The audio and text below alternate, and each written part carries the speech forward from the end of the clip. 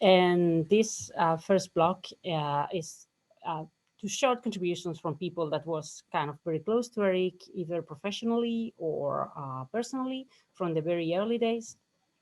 And I think the first person is Jacques-Louis de Boulier, who sent a video. And I think I will stop sharing my screen now. And I think Thomas should be sharing now that video that we are going to broadcast, as Jacques-Louis couldn't be here Hello, this time. everybody.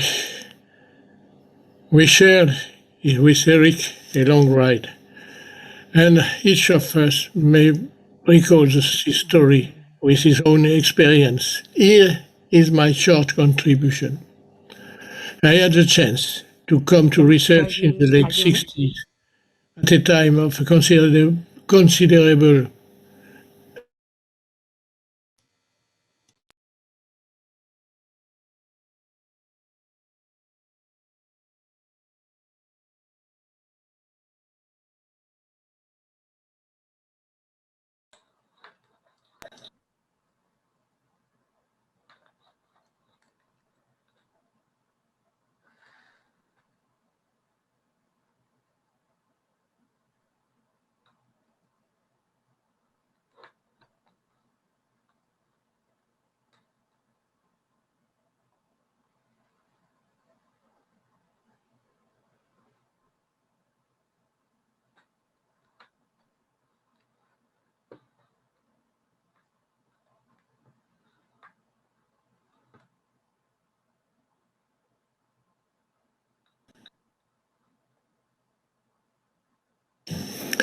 Hello, everybody.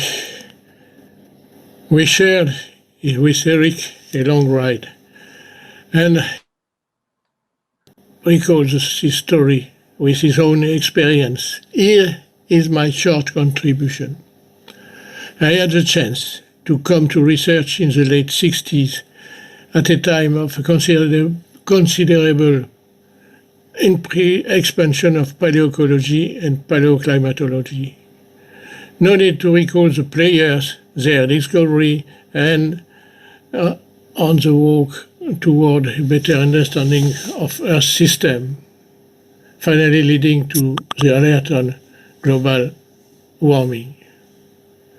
For this understanding, my boss, Armand Pons, from the very beginning has been convinced of the need to correlate paleodata from marine core, ice cores, and continental records, a multi-proxy approach. He had been involved in a large working group at the origin of the first EU program on paleoclimatology, together with Bill Watts, Brian Huntley, and many others. In this group emerged the need of transfer functions able to translate pollen sequences toward quantified climate parameters, which could be used by modelers. In our team, this job has been attributed to Joël Guyot, and we adopted the strategy of modern analogues proposed initially by Margaret Davis and refined by Thomson Webb Jr., with, I believe, the contribution of Erik. This strategy led to the collection of surface pollen spectra nowadays stored in the EMPD. On my side, in 1976, I also joined the IGCP project 158B, coordinated by Björn Berglund, a wonderful experience. He really succeeded to federate a strong community of paleoecologists, invited to harmonize their strategies and to produce regional synthesis. This community involved North American partners such as George Jacobson and, for sure, Erik Grimm. I suspect they were the first to promote the Pollen Databases project, thus leading to North American Pollen Database and our EPD, born, as you know, in 1989 at Frostavalen, already 32 years ago. Erik was there. Our protocols and pause, they share the same structure and progress in parallel. Then Erik, looking for universality, launched a global pollen database with the same protocols. I suppose that Rashid Shedadi already recalls the first steps of the EPD building and some of the remarkable results based on it. Promote the EPD was a kind of missionary job, you can believe, and the main missionary among us was Erik Grimm, maybe due to his family education. As far as I remember, he took part in almost all the training courses proposed to the EPD contributors. When Noah at Boulier stopped to support the pollen databases, Erik immediately looked for other partners, and the launching of Neotoma has been the answer. Our best tribute to Erik will be in the support to Neotoma. But in front of this huge project, don't forget the spirit of our origins. The project could not be fertile without a permanent dialogue between contributors and managers. Goodbye, Erik, and thanks again.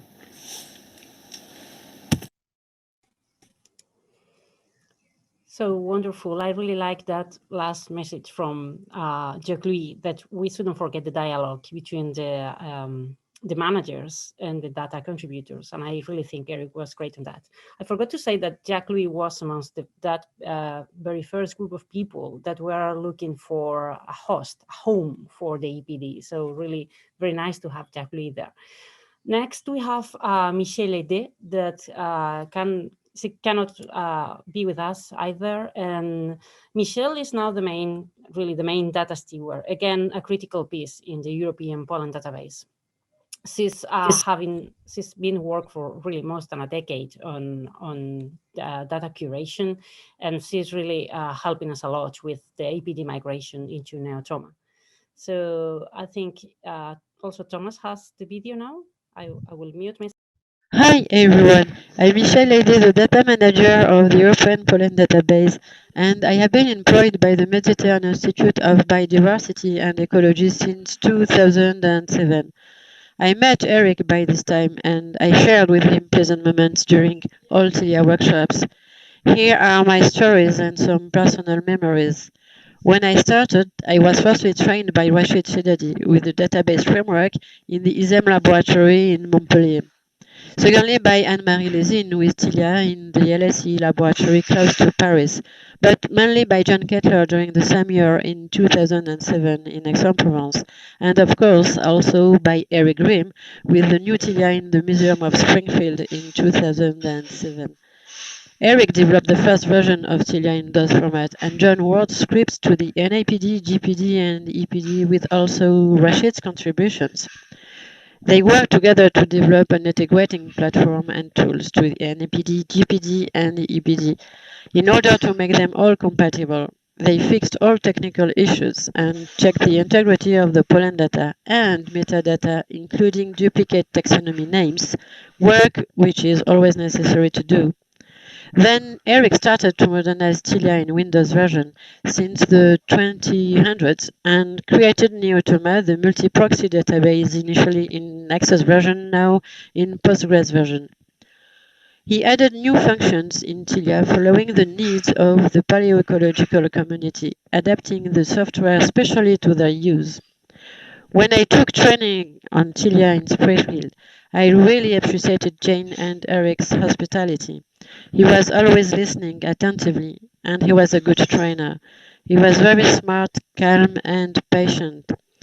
In May 2007, I took part to the open scientific meeting of the EPD in Aix-en-Provence, where many people gathered. A new start was made to relaunch the EPD and a session dedicated to the training on Tilia with Erik. In 2011, we organized a new training session on Tilia in Liverpool and Aix-en-Provence. For those who have the sense of observation, the glasses worn by Erik in 2011 in Aix-en-Provence are not the ones he usually wore. Indeed, he lost them during a visit of Marseille Center one day before the beginning of the meeting. But don't worry, we fixed the problem together. Here we are in Notre-Dame de la Garde, one of the best point of view of Marseille. A little story to remember when he animated the Tilia workshop in 2011. We managed to visit the historical center of Marseille starting with Notre-Dame de la Garde, but the wind was there too and took away his glasses. We spent around 2 hours searching them in the shrubs and climbing Conqueror's Rock. We found nothing, but it's hard to find something lost in the vegetation with a botanist listing all species on the same time. My stepmother saved us by giving her glasses to Erik and sharing the workshop. Then, after the meeting, I came back searching them again. I finally found them in the souvenir shop among a ton of other lost glasses. I sent him a picture of all of them, and after his visual recognition, I sent him the good ones, and the problem was solved. The last REPD meeting organized in Aix-en-Provence with Erik was in 2016.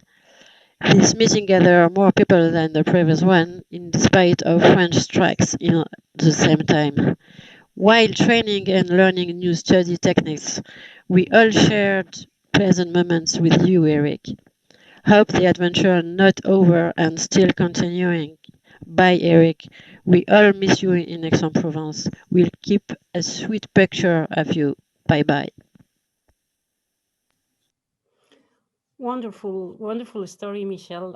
It's a pity that she's not here with us now because I didn't really know about the Michelle's mother-in-law story with the glasses. That's something that only Erik could have with such a good sense of humor. And I imagine it was the Mistral wind that is really strong in Marseille.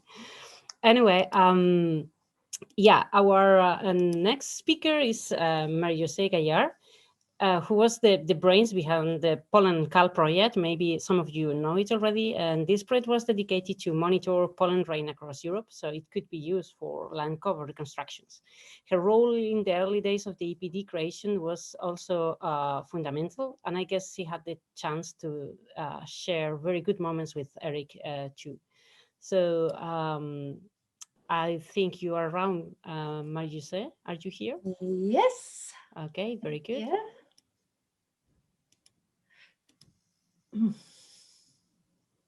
Hello. Do you see me? Hear me? Yeah, we can hear you, Okay. but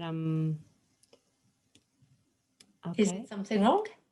No, are you sharing your screen Graciela. now? Yes. Are you sharing your screen now? No, not yet. All right. Okay. Yeah. Okay. So, good afternoon, everybody. I am really overwhelmed today, as many as all of us probably. I am both extremely happy to be with all of you in this time of terrible isolation, I would say, but also terribly sad that Erik is not with us, although I feel he is with us. I suppose it's the same for you all. As soon as you think of Erik, you see him. So you can't believe he is not alive. So I really want to thank you all who made this day possible with all your efforts and work. It's marvel to experience it. So as so many have said already, from this morning at 8 o'clock, it started in Australia. Without Erik, the work, the research of my closest collaborators and myself during the last years, 10 years or something like that, and still today wouldn't be possible, of course. research that has kept us all very passionate about science, and it was what Erik was all the time, passionate about science and life.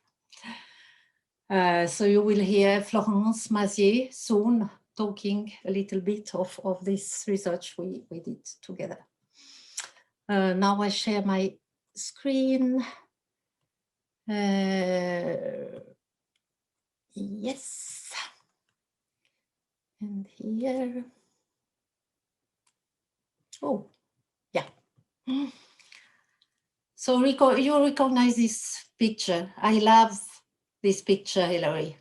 And sorry, Henry, if I can't have cut your majestic panting from this picture. So it's Erik in 1981, and it was when he got his PhD degree, as you heard, at the University of Minnesota.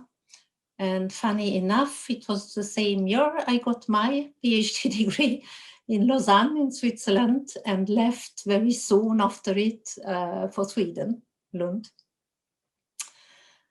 And for me, Erik, when I think of Erik, I think of Lund in the 80s.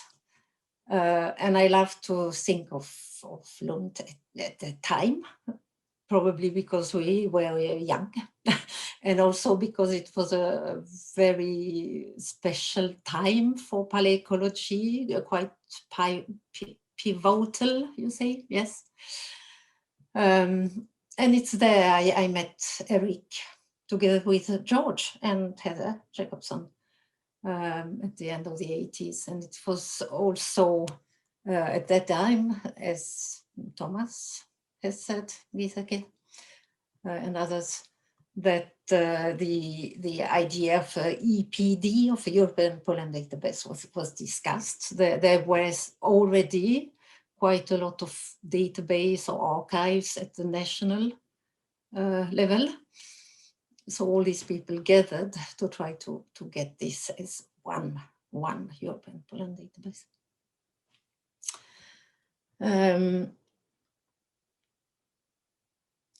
And also, I have to say that Lund at the time, I was at the Department of Quaternary Geology, and it was headed by Björn Berglund. I think it was one of the best place a young paleoecologist could be, really, at this time.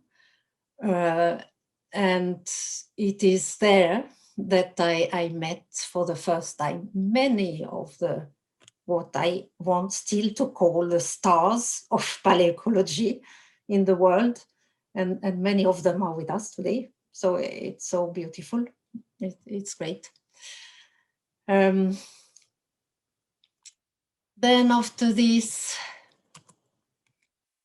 there have been numerous memories with Erik during 30 years, all through these congresses, conferences, workshops, meetings, excursions over the planet. I think it's really overwhelming to think about all this.